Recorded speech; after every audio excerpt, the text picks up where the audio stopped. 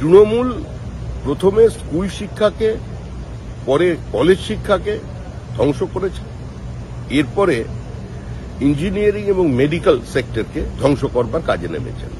এটা একটা ধর্মীয় জিহাদ। বাংলাদেশের মতো ভারতবর্ষটা ইসলামিক রিপাবলিক নয়, এটা ধর্মনিরপেক্ষ দেশ। বাংলাদেশে যে সুবিধা মুসলমানরা পান, পশ্চিমবঙ্গে সেটা পাবেন না।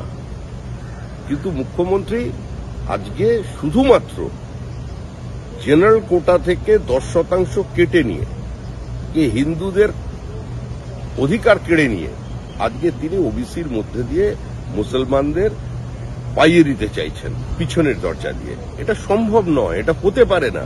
আর তার এই শিক্ষা জিহাদের কারণে বঞ্চিত হচ্ছে ছাত্রছাত্রীরা। ভিন রাজ্যে পড়াশোনা শুরু হয়ে গেছে কয়েক মাস আগেই, এখনো পর্যন্ত এখানে অ্যাডমিশনই শুরু করা গেল না। শুধুমাত্র বিভাজনের রাজনীতি এবং শিক্ষা জিহাদের কারণে আজকে এই জায়গায় পশ্চিমবঙ্গ পৌঁছেছে।